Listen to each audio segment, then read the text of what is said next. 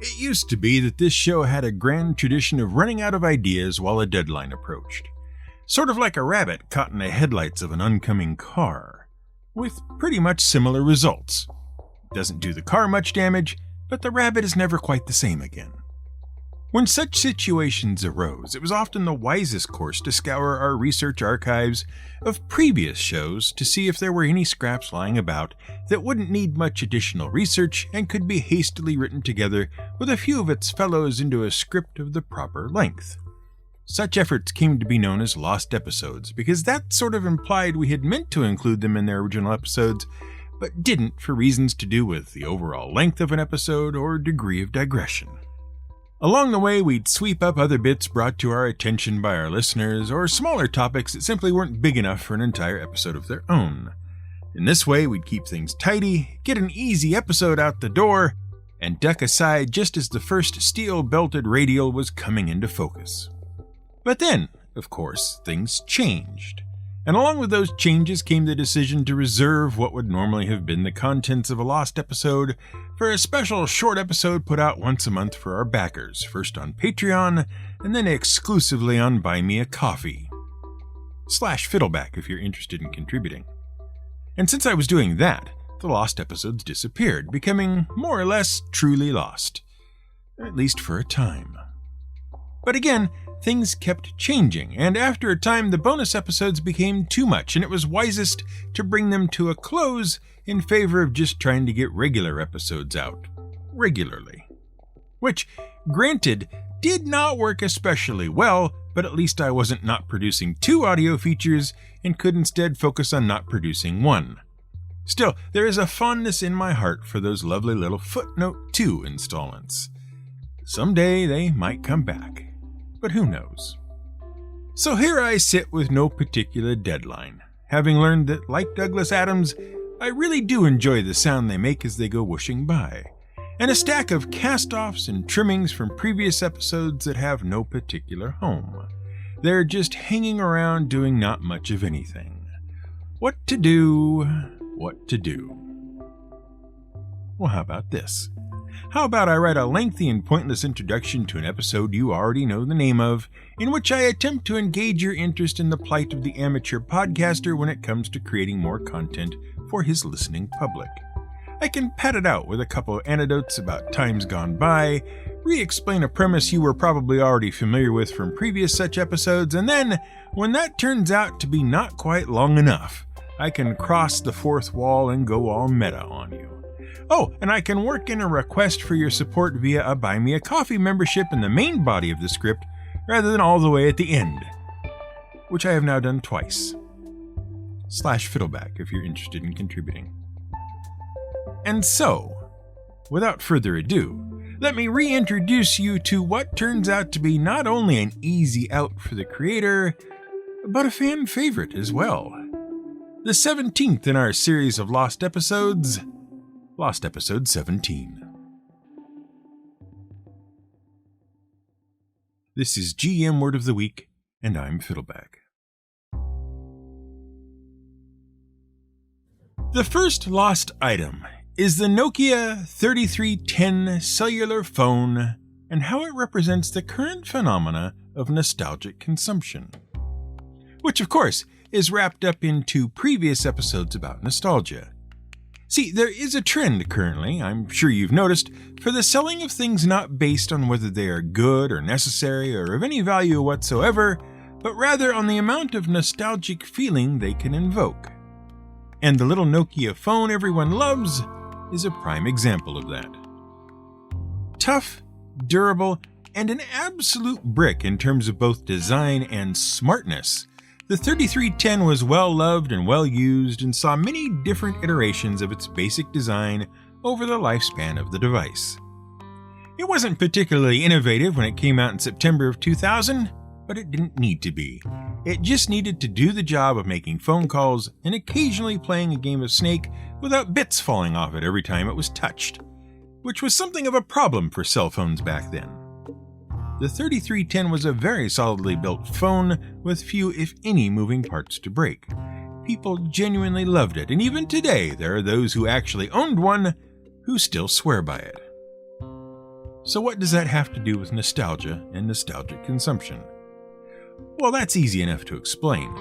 See, a few years ago, Nokia noticed how much love there still was for their little phone, and someone in the boardroom said, "Hey, we'd like to keep making some money. Why don't we do the 3310 again?"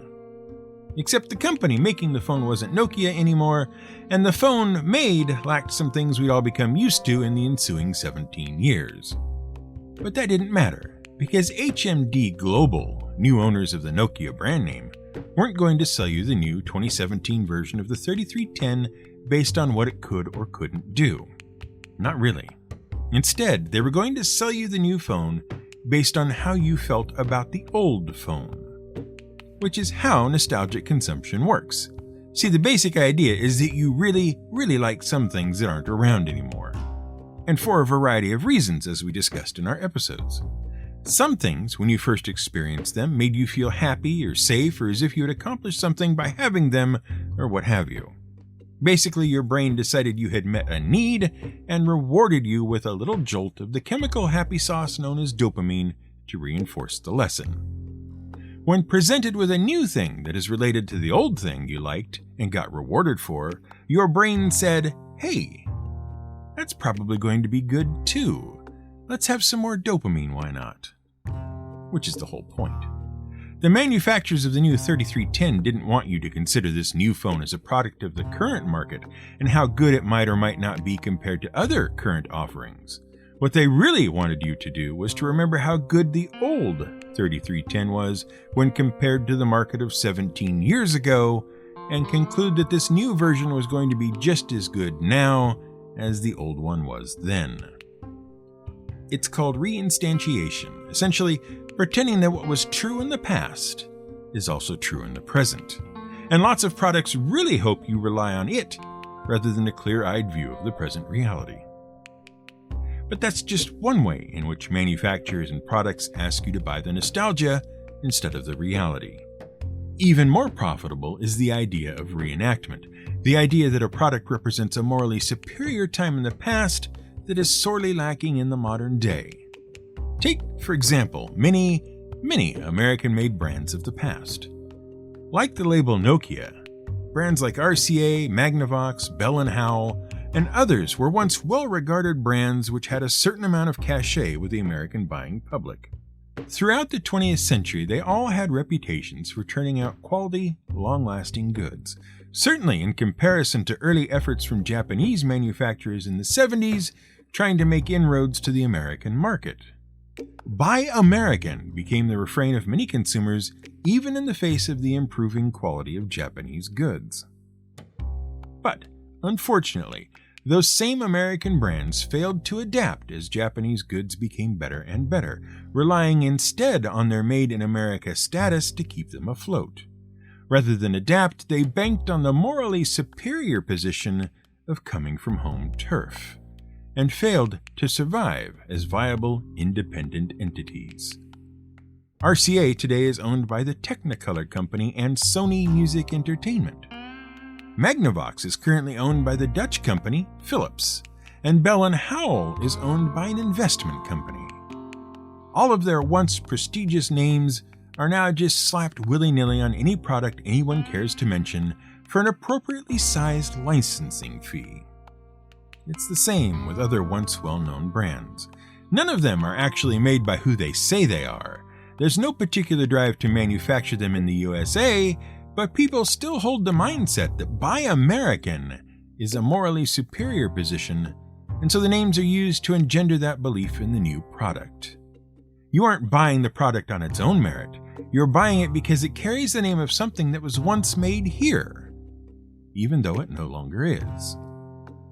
Nostalgic consumption also relies on something called reappropriation. Now, immediately, some of you are going to start jumping up and down in your chairs because you've heard the word appropriation and you think you know where this is going. We're stealing things from other cultures to which we do not belong. And you're sort of half right. The difference is, when it comes to nostalgia, the culture we are stealing from is ourselves. Well, our past selves. There was literally no reason to remake and release the new Nokia 3310 branded as a Nokia 3310, It is an ugly, chunky, brick-like phone with no particular aesthetic value, especially as compared to other phones released in 2017. There's no reason for it to look like the old phone. Nothing about that design had anything to do with how modern phones looked or worked, nor was that particular look necessary to the function of the phone. So why does it look like a slightly modified version of the old 3310? Well, because to a certain segment of the population, it was kitschy and sort of retro cool. It looked like something out of the past, and therefore had more theoretical value than something of its own time period. And importantly, very few of the people who bought the new phone had ever experienced the old phone. Lifting it from the past and bringing it to the present day meant that Nokia could sell an experience many of its customers had never had, but had often heard about. They could become part of the Nokia 3310 fan club. They could take the old phone and make it their own. Reappropriation. Of course, there's a bit more to it than that, but you can see the tactics in play across all sorts of different products. Movies that don't need remakes but get them anyway, TV shows that claim to be new versions of older shows, books that rewrite or reframe older books, electronic devices made last week to look like they came out of the 60s, a fascination with fashion from the catwalks of the 70s. It's all trading on your sense of nostalgia and hoping you won't really notice how good something is or isn't in the here and now. There will be more Star Wars films because you like Star Wars in the 70s and 80s. There will be more remakes of films from 20 years ago because you liked them 20 years ago. Lava lamps will continue to be a thing because they remain quirky and kitschy. Your childhood will continue being resold to you because you once felt happy and content when you didn't know any better. It's easier to trade off your emotions than it is to sell a thing on its own merits. This is nostalgic consumption. Remember how much you used to enjoy lost episodes?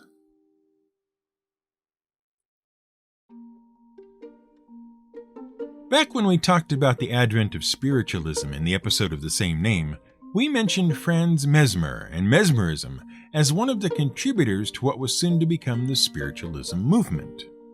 Except it only became mesmerism sometime after Franz Mesmer had developed it. Initially, he called it animal magnetism. And that might have caused some of you to do a double take because traditionally, we understand animal magnetism to mean something else entirely today. What Franz meant was basically hypnotism. What you and I thought upon hearing animal magnetism was, well, it was more or less the ability for someone to immediately get someone else to start thinking about going to see their etchings just by walking into a room. The sort of strong attraction between people that means cameras are going to zoom in to really tight reaction shots of the couple in question and then cut away just as the good bits start. Fortunately, we in the gaming world have a much less confusing term for it. That means not only do we not have to make sure that things fade to black, but also that etchings will only rarely play a part in our day-to-day. We gamers call it charisma. Well, okay, we lied about the less confusing part. Charisma is exactly the sort of ability score, unlike, say, strength, constitution, and dexterity, that gets people all hot and bothered because they don't really understand what it means, how it works, or what to do with it if they actually have some.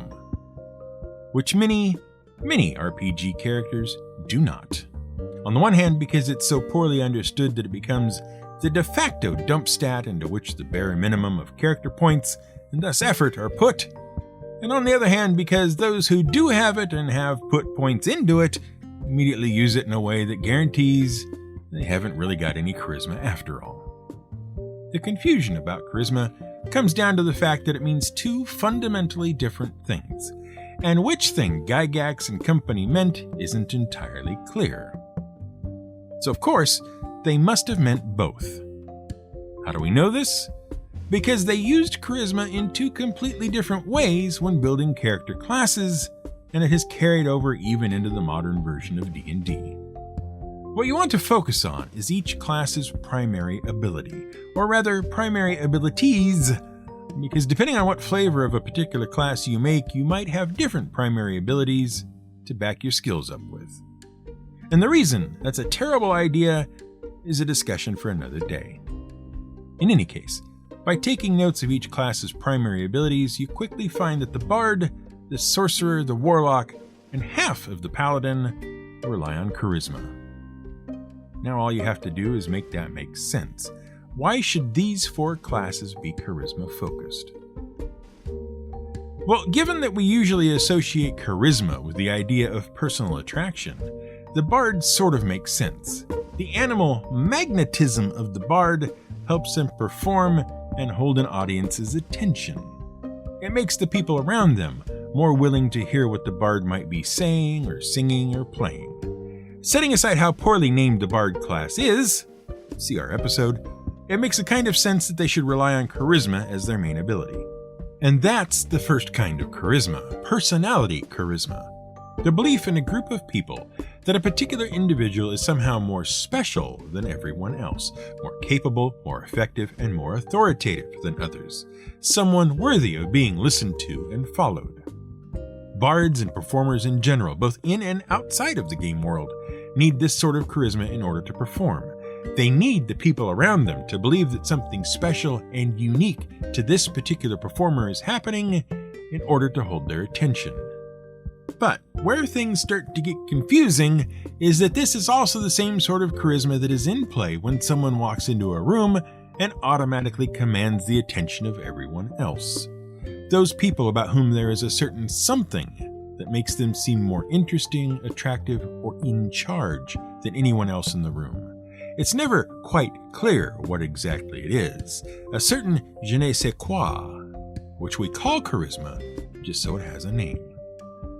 The thing to know about personality charisma, though, is that it is not a property of the individual in question, but rather a property conferred on that individual by the people around them.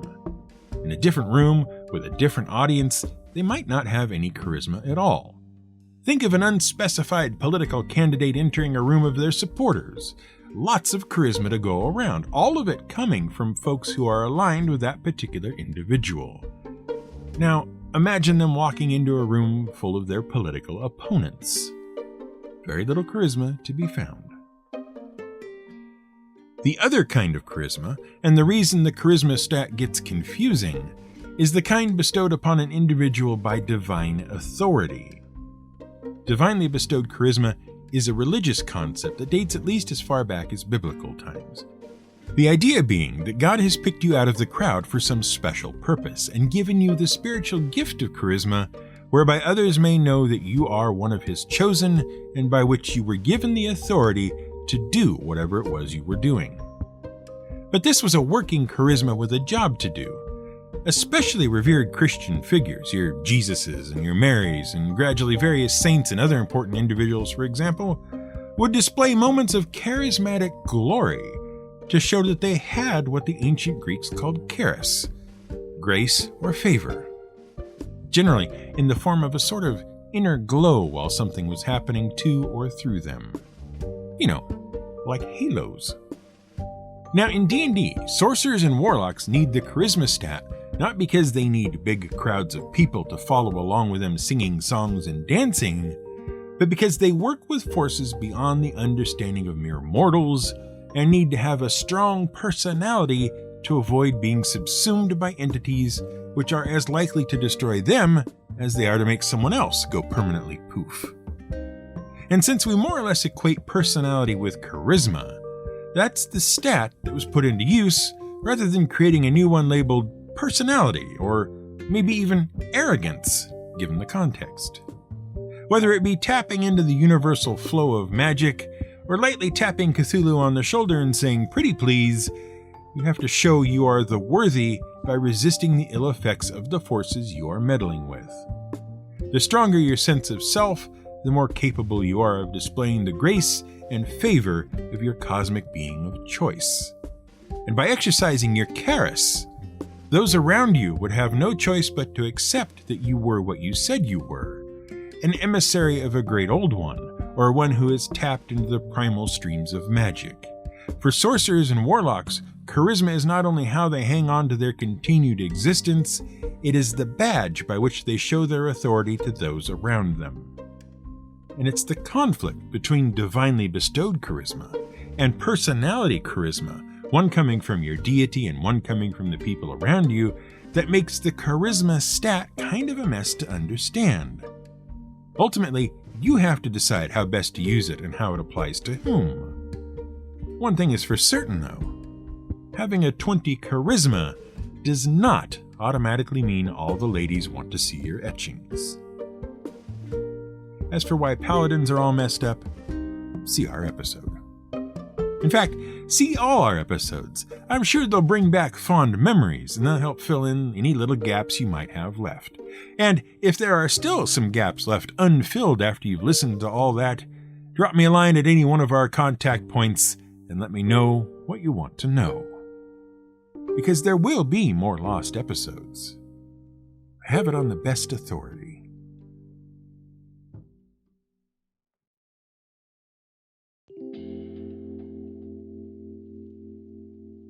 Thank you for listening to this episode of GM Word of the Week. If you want to drop me a line with a question for a future episode, then listen carefully to the following.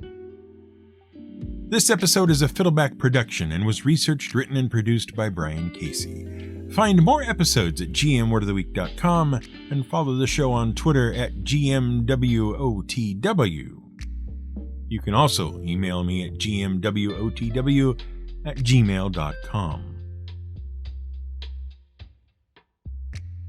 You can help support the show at buymeacoffee.com/fiddleback with both one-time and ongoing pledges.